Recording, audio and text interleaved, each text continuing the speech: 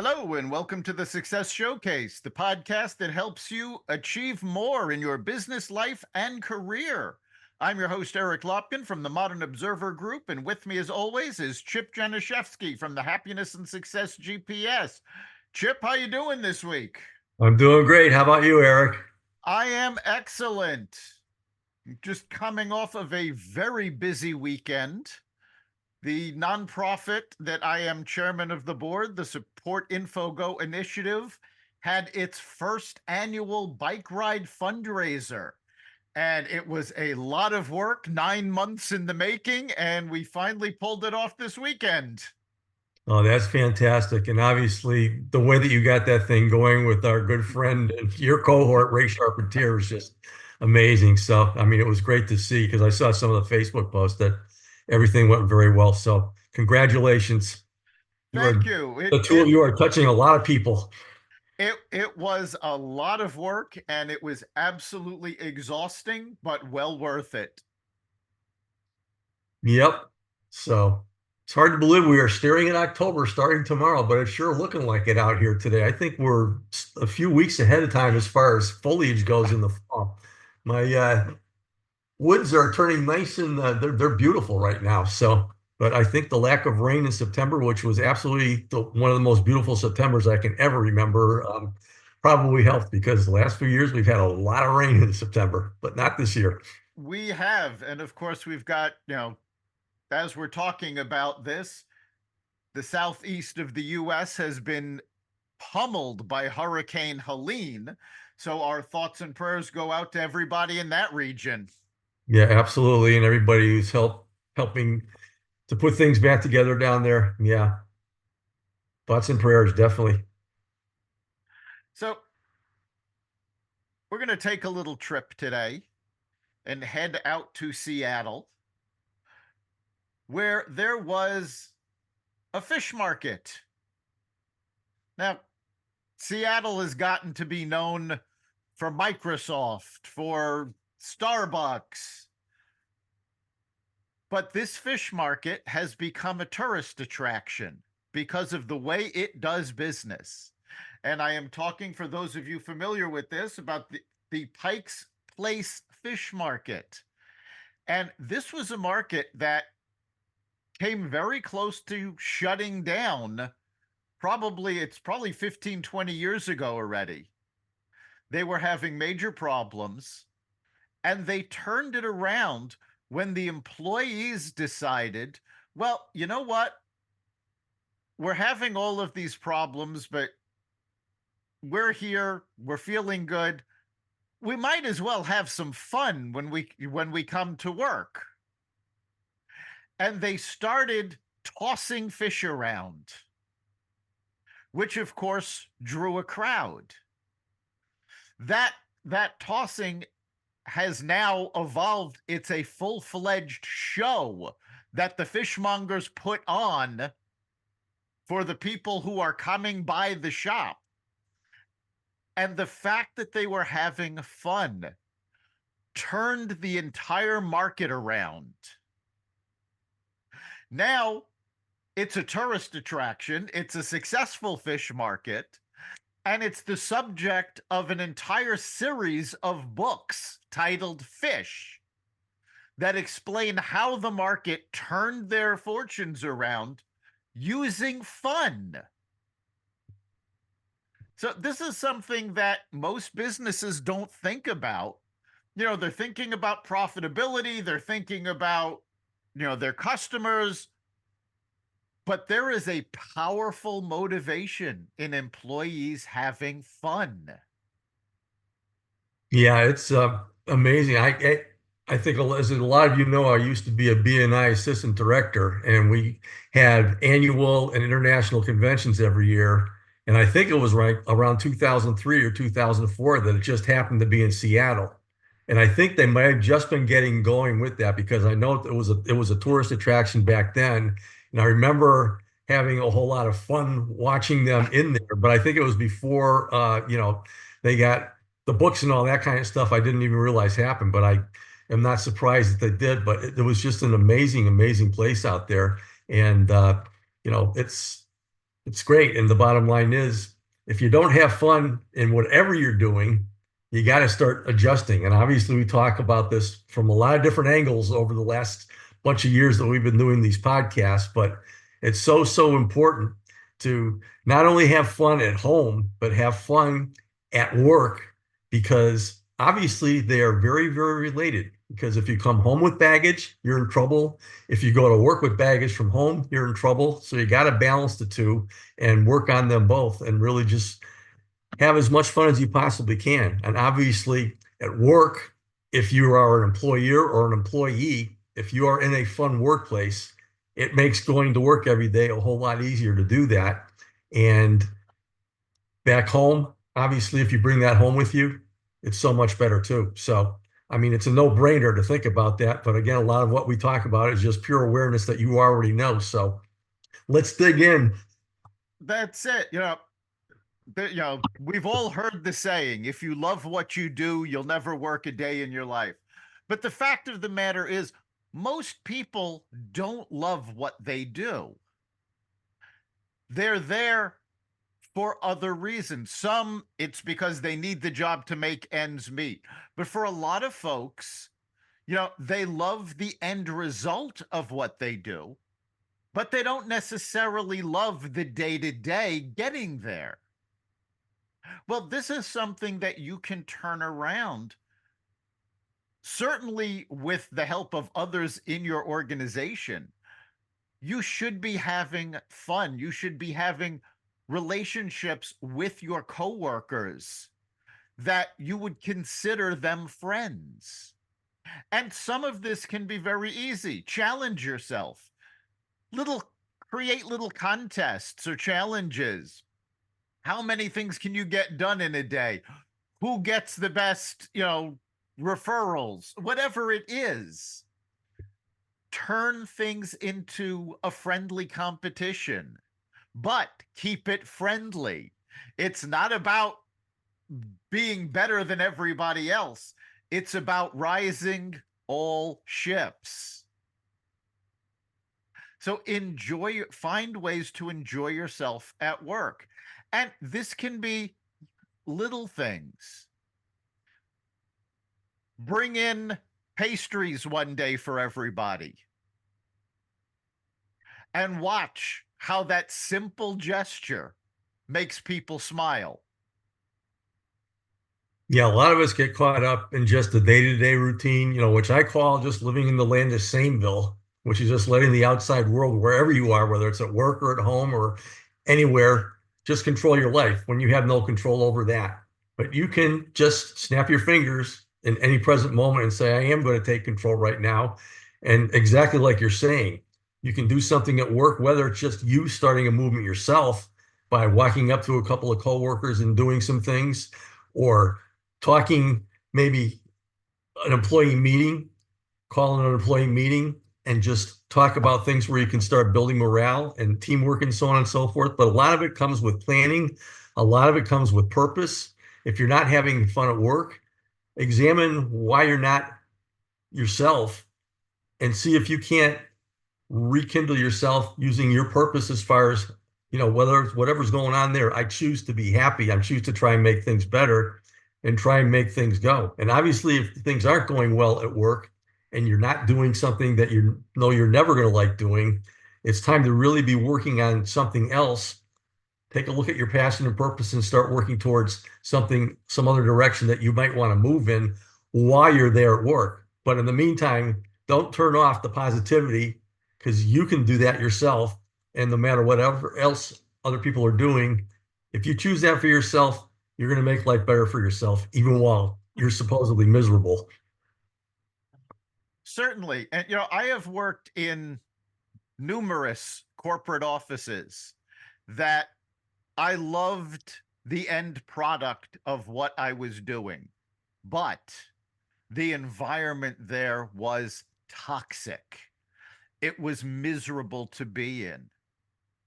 And in certain cases, I decided to take it upon myself to be the department cheerleader. And it wasn't corny or anything like that. Basically, what it was every once in a while, get everybody together and go out for drinks after work. Doesn't even have to be a regular thing. Just start walking around and going, hey, we're going out for drinks after work. Are you in? You'd be amazed at how many people will jump on the chance just to, blow off some steam. Back in the early 2000s, I worked at a .com company that was absolutely toxic. But because they were a .com company, they had some of the most advanced technology in the conference room. Big screens, surround sound, everything, for presentations, everything. And what I would do is I would sign out the conference room Friday at 4 o'clock, and I'd book it till about 7, but quite frankly, at that point, nobody else is around. They didn't care how long we stayed in there.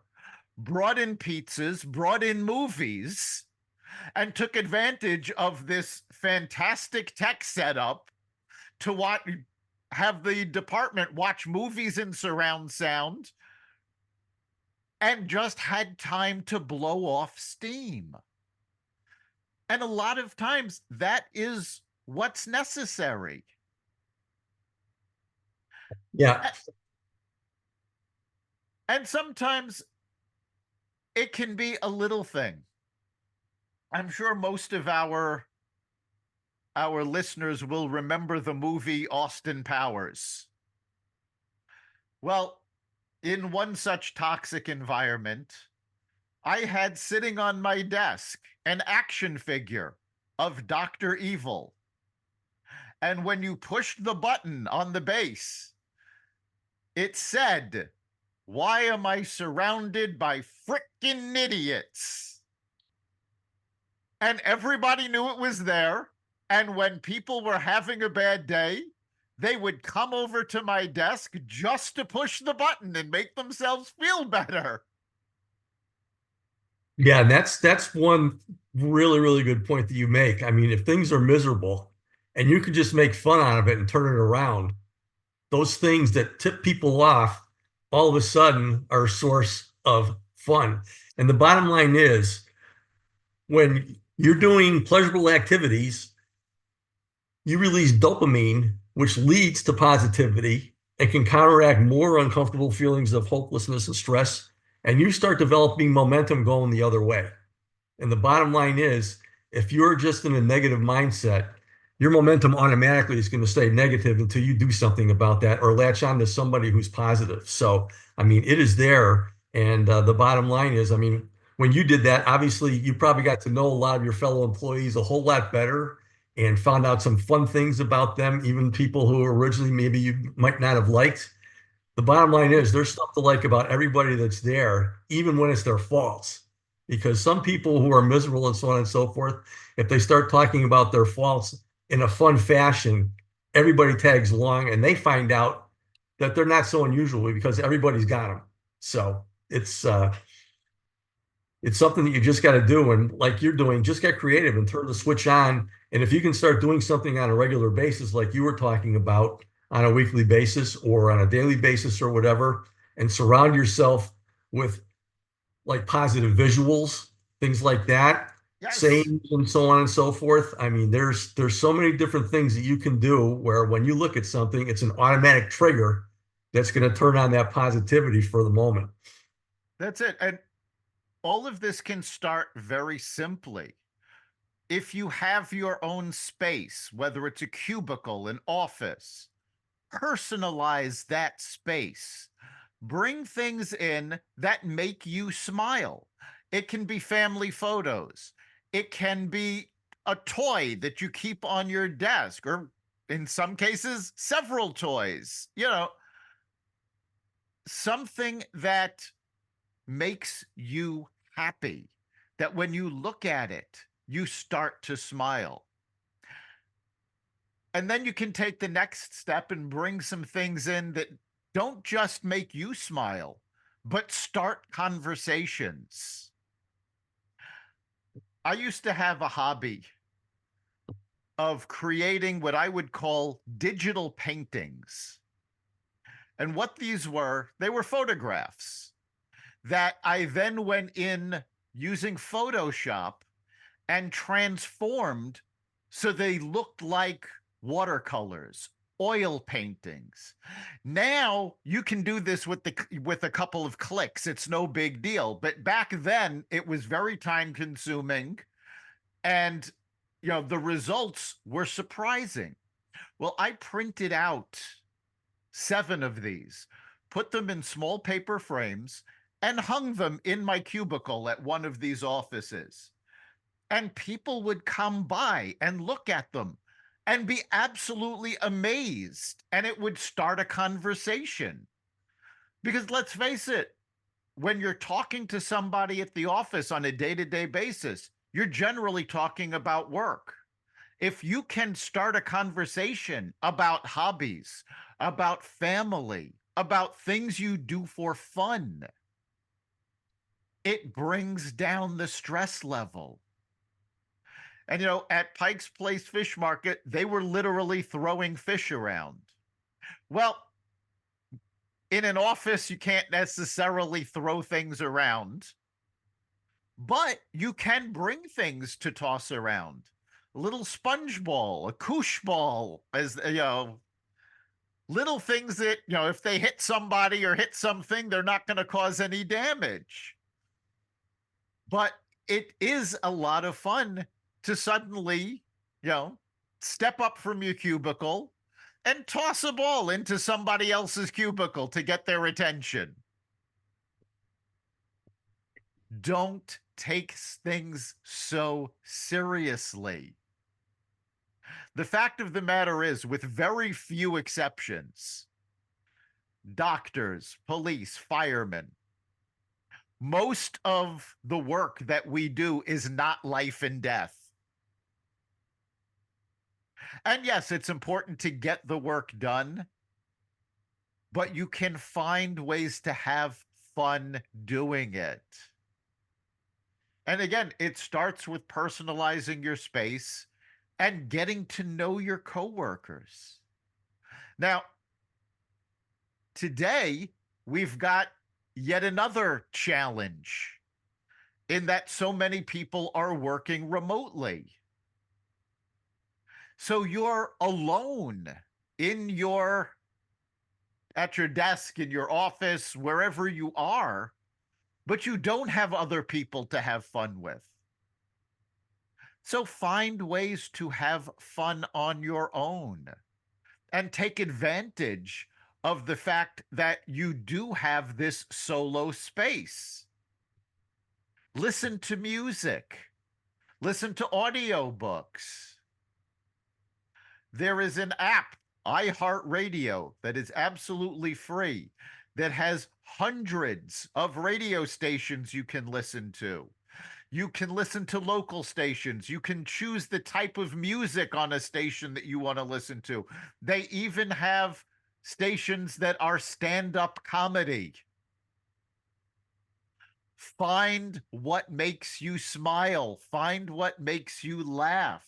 And you'll see, not only will it boost your productivity, you'll find yourself actually enjoying yourself at work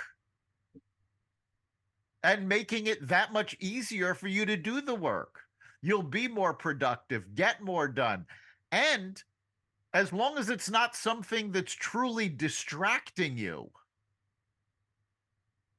you'll find the quality of your work will go up because you're enjoying yourself. Yeah, the atmosphere that you work in. I mean, if you have an office at work, I would decorate that whatever way you want to decorate that, bring in some pictures and this and that. If you're working out of your home, it's so important to, in your home office, really make that a happy place to be. And one of the things that I talk about all the time is positive visuals.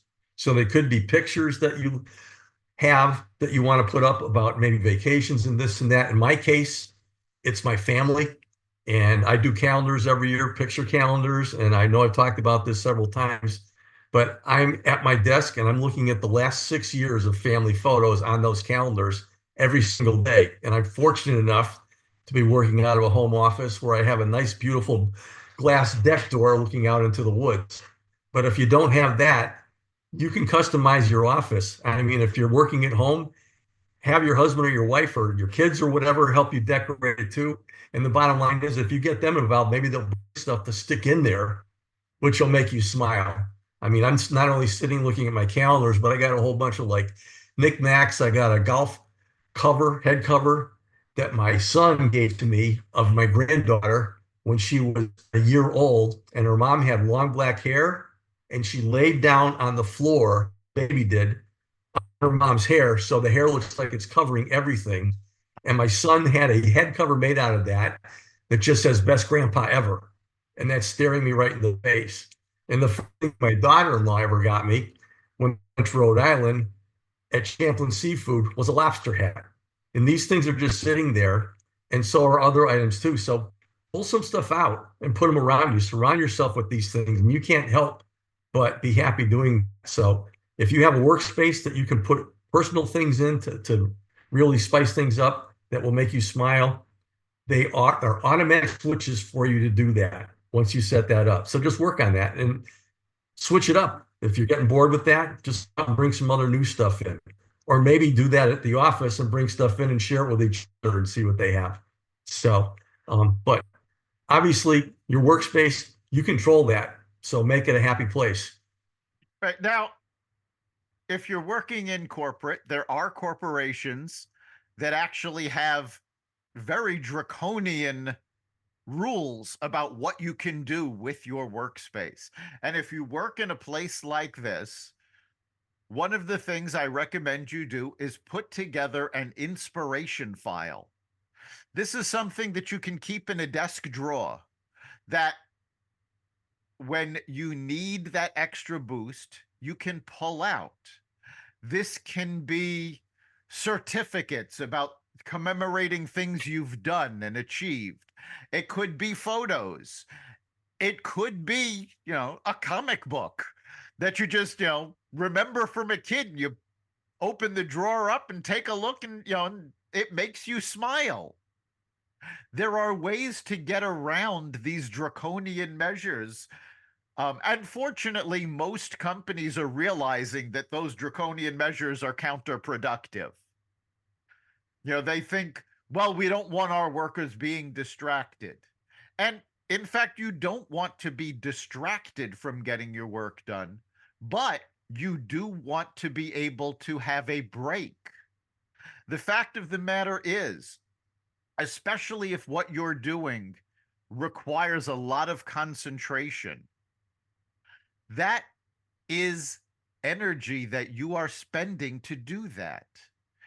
And the fact of the matter is, we all only have so much energy that we can expend on doing something before we have to take a break and rest and recharge. In fact, studies have shown that if you're working very intently, you can only do that for about 4 hours a day before it actually physically exhausts you. So you do need to take these breaks to find a little fun in your day to recharge. And if you can bring in your customers to have fun with, like Pike's Place did, that's great. There is another book called Fun is Good, and it's written by someone who was the manager of several minor league baseball franchises. And he talks about all of the different promotions that they would do and all the different ways that they would have fun at the stadium. Because, when you go to the ballpark, you don't think about this. You're there for a couple of hours of fun and you're enjoying yourself. But the folks that work at that, for that franchise, they were there at 9-10 o'clock in the morning, and they're there until well after the game ends, and it can be exhausting for them. And they had to find ways to have fun, not just to, help the employees, but also involving the customers to get people to turn out. And if somebody comes to your place of business and has fun while they're doing their business, whether it's a retail location, a bank, a fish market, if they enjoy coming because they have fun when they get there, guess what? They're coming back and they're telling their friends to come. So it's another way that having fun becomes good for business. Yeah, absolutely. And one of the things you can do at work, as you had talked about, is just come up with different events that are going on at work, come up with themes. Obviously, we got Halloween coming up in October. You can have a lot of fun with that. And there's many other things you can do. Just be creative. Think outside the box. I mean, you have to do this for your job anyway. Why not do it for yourself and for the morale of your fellow employees? And really, really important too, communicate with, if you're working there, communicate with the boss. Hopefully the boss has a little bit of an open mind. You're going to be able to, they'll be able to listen to you a little bit, but especially with each other. Open up and communicate with each other instead of just holding things in, because we're all human. And the bottom line is everybody's going through the same thing. So it's so important to be able to look forward to things. We've talked about your own personal life before, planning vacations and always having something to look forward to on your calendar. It's the same thing in your professional life. And so it's so important to just think outside the box and make things happen for yourself. You're not going to sit there and say, okay, when's the boss going to have some fun going for us? Do it yourself, just like you did at your place. That's That's it. that's what's so important, to just take charge. Take advantage of the situation. If nobody else is going to step up, you do it. Bring the fun. And of course, we've been talking about how fun is good for business, but it's also good for your mental well-being. And that's not just in the office.